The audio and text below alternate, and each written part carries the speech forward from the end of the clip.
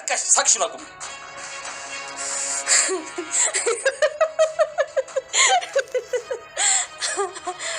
አይ ባይሉ ሰላም ጤና ይስጥልኝ ውድ ተመልካች፣ እንዴት ናችሁ? ደህና ናችሁ ወይ? ሁሉ ሰላም፣ ሁሉ መልካም ነው። እግዚአብሔር ይመስገን እኔ በጣም ደህና ነኝ። የምስቀው ደግሞ ስለ ቻናሌ ነው። ቻናሌ እምቢ ስላለኝ እኔም ልክ ጥቅም እንደሚያገኝበት ሆነ ብዬ እሰራለሁ ማለት ነው። እና ወደ ገደለው ቪዲዮ ስንሄድ እንግዲህ አቶ ሳሚና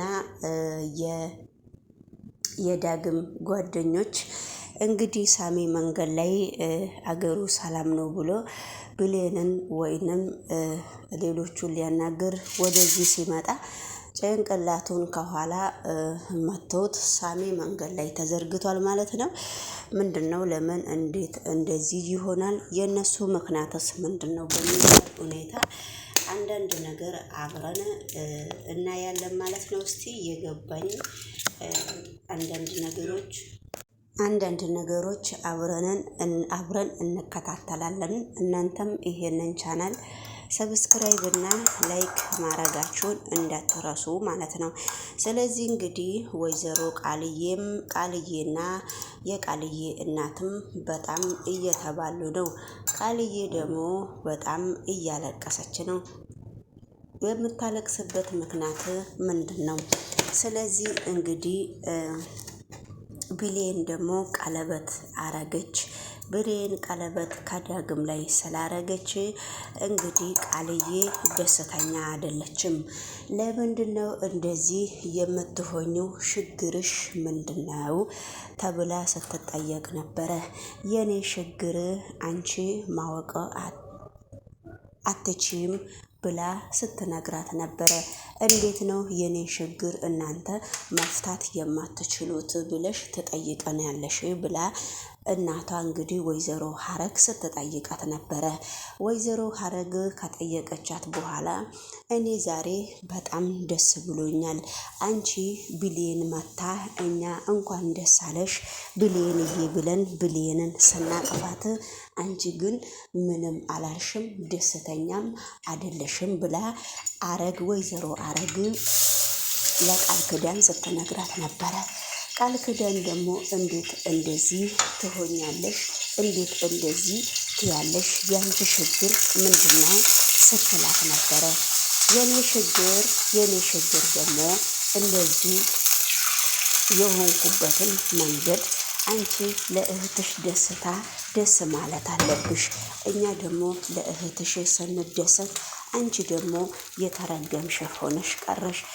የኔ ችግር ለምንድን ነው ሳትረጅኝ የቀረሽው? እናቴ ምን ነው አንቺ እናት አይደለሽ እንዴ ብላ ስትጠይቃት ነበረ። ወይዘሮ አረግን ቃልዬ እናትሽ ብሆንም እሺ ታዲያ ያንቺ ችግር ምንድን ነው? ሰው ደስ ሲለው እንኳን ደስ አለሽ ማለት ክፋት ነው እንዴ ብላ ስትጠይቃት ነበረ።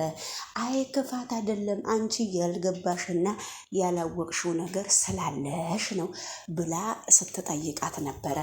ነገር ግን አንቺ በጣም የተረገምሽና በጣም ቁርኩም ሴት ነሽ ብላ ስትነግራት ነበረ። ወይዘሮ አረግ ለቃልዬ እናቴ ደግሞ እንዴት እንደዚህ ትያለሽ ብላ ስትጠይቃት ነበረ። ማለት እንደዚህ ያልኩበት ምክንያቱም አንደኛውን ልንገርሽ ስትላት ነበረ። እሺ ንገሪኝ ብላ ወይዘሮ ሀረግ ስትቀበላት ነበረ።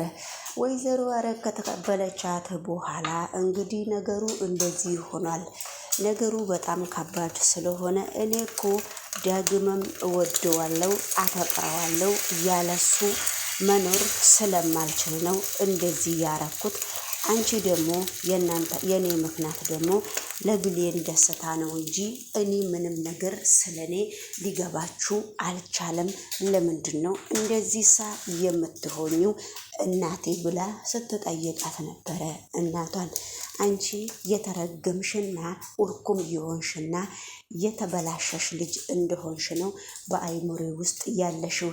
እንዴት በጓደኛሽ ህይወት ትቀኛለሽ። ምንድን ነው? እኔ ድሮንም የማቀው ዳግም እሷን እንደሚያፈቅርና እሷን እንደሚወዳት ነው የማቀው። ችግርሽ አንቺ ከማን ጋር እንደሆነ ችግርሽ ምንድን ነው ብላ ስትጠይቃት ነበረ። በቃ ያለ እሱ ያለ ዳግም በፍጹም መኖር እንደማልችል ነግራችሁም ነበረ። ደሞ እሷ ታውቁ ነበረ ብላ ስትናገር የመጨረሻ እርኩስ የሆንሽ ልጅ ነሽ። የመጨረሻ በጣም ወይዘሮ ሀረግ በጣም ብዙ ነገር ተናገረች። እንግዲህ ውድ ተመልካች ወደ ገደለው ቪዲዮ ደግሞ አብረን ስንሄድ እንግዲህ ሌሎቹ ቪዲዮ ደግሞ የዳግም እናትና ብሌን ሆነው ስልክ እየደወሉ ነበረ። ዳግምና እናቱ አንድ ላይ ቁጭ ብለው ስልክ እየተጨዋወቱ ነበረ። አውቀው ብሌን ጋር ደውለው አንቺ እንደው ምንም የተረገምሽ ነሽ፣ ብቻሽን እየተኛሽ ነው፣ እኔ ደግሞ ከእናቴ ጋራ እየተኛው ነው ብሎ ሲያሾፍባት ነበረ። አየሽው አይደለ እናቴ ምን እንደሚያረገኝ እንዴት እንደሚያረገኝ በቃቸው፣ ምን ማለትህ ነው ብላ ስትናገር ነበረ ብሌን እንደዛ ስትል እናቱ ደግሞ ወይዘሮ ገነት አዳምጣ ዝም በይው ልጄ ስትል ነበረ። እንዴ እናቴም አለሽ እንዴ ከሱ ጋራ አውቆ እኮ ነው እንደዚህ የሚጫወትብኝ ብላ ብሌንም ስታሾፍ ነበረ። አቤት ቀልዳቸው እንዴት ደስ እንደሚል ፍቅራቸውም ደስ ይላል። እናትና የእናትና ልጅ ፍቅር እንደገና ደግሞ ምስት ስትጨመርበት በጣም ደስ የሚል ላይፍና በጣም ደስ የሚል ሁኔታ እያሳለፉ ነው ማለት ነው። ቃልዬ ደግሞ በጣም እያዘነች ነው በነሱ ትዳርና በነሱ ላይፍ ላይ በፍጹም እሷ ፈቃደኛ እንዳልሆነችና በፍጹም ይሄ ነገር እንዴት እንደዚህ ይሆናል በማለት የእሷ ህይወት በጣም እየከበዳትና በጣም መጥፎ ነገር እያሰበች ነው። ዳግም የግሏን የራሷን አርግታ እያሰበችና በህይወት ዘመና ሁሉ የእሷ እንዲሆን እያሰበች አዝና አልጋ ላይ ቁጭ ብላ እያለቀሰች ነው። በፍጹም ዳግም ሌላ ሴት በማግባቱ በፍጹም ፈቃደኛ አይደለችም። ምንድን ነው የእንደዚህ አይነት ህይወት በጣም ከባድ ነው ብዬ ነው የማስበው ማለት ነው። ሌሎቹ ቪዲዮ ደግሞ አብረን ስንሄድ አቶ ባህሩና አቶ ወይዘሮ አበራሽ ነች በጣም እየተጨቃጨቁ ነው። እንግዲህ እስከ ቢሮ ድረስ ሄዳ በር አንኳኩታ አሁንም እነሱ እርስ በራሳቸው በጣም እየተናነቁ ነው።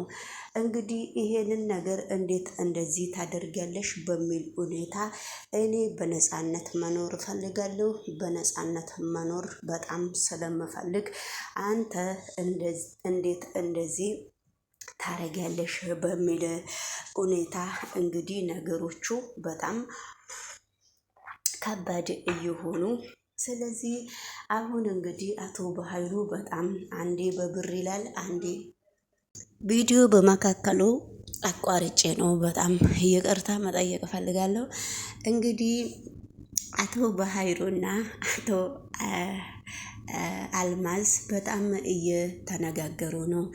አቶ ባህሩ እንግዲህ በመካከሉ እኔ ነፃነቴን እፈልጋለሁ አንተና ወይዘሮ ሰላሚና በህይወት እንዳለው አብሶ ወይዘሮ ሰላሚና አታውቅም ነበረና አሁን እኔ ካለሁበት ቦታ ወጥቼ በህይወቴ መኖር ስለምፈልግ ከልጆቼ ጋራ ስለዚህ እኔ ስልክ ደውዬ ለወይዘሮ ሰላምና እናገራለሁ በሚል ሁኔታ ስልኳን እንግዲህ አዘጋጅታ በጣም እየተሯሯጠች ነው። ነገር ግን በጣም እየተሯሯጠች ስለዚህ አቶ በኃይሉ ፍጥጥ ብሎ መላጣውን ፈለቅ እያረገ እንግዲህ ቅቤ እንደተቀባ ሰው መላጣው እያሟለጨ እያበራ ማለት ነው።